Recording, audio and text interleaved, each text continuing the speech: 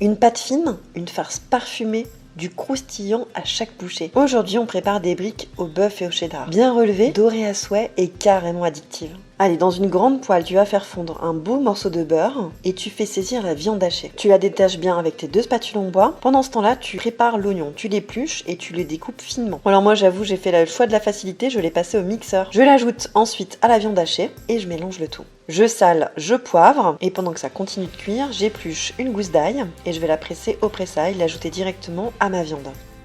J'ajoute une cuillère à café de paprika fumé, une cuillère à café de cumin, je les incorpore à la viande.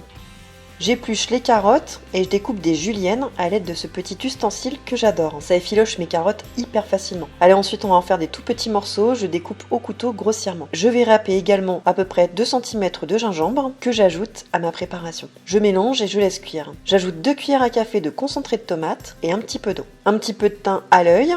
Je rectifie l'assaisonnement si nécessaire, je mélange et je réserve. Tu n'oublies pas de rajouter la coriandre à la viande, ça va t'apporter une petite touche orientale exquise. Je laisse refroidir ma préparation avant de monter les briques. Je découpe les feuilles de briques qui sont rondes en 2. Je vais plier le côté arrondi sur le côté droit pour avoir une bande. Voilà, je vais ajouter du cheddar. J'ai pris du cheddar en plastique, mais vous pouvez aussi prendre du cheddar râpé si vous le souhaitez, ou du vrai que vous râpez, enfin c'est vous qui voyez. Moi je trouve que ce cheddar là il fonctionne très bien avec les briques. Et ensuite voilà, on procède au pliage classique, on va d'un côté et de l'autre et on continue comme ça sur toute la longueur de la bande. Et la petite extrémité, on la glisse à l'intérieur. Alors si tu veux, tu peux aussi utiliser un petit peu d'eau et de farine pour bien fermer les bords. Dans un bol, je vais faire fondre une belle noix de beurre et je vais passer le beurre au pinceau directement sur mes briques. Je les glisse au four 15 minutes à 180 degrés.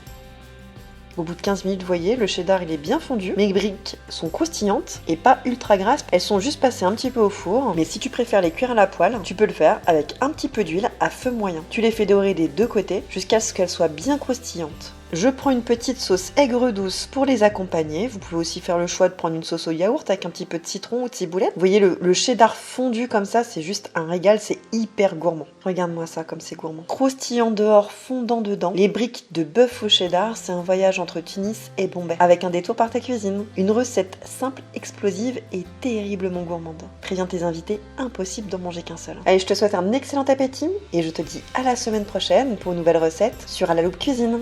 À bientôt. Bye.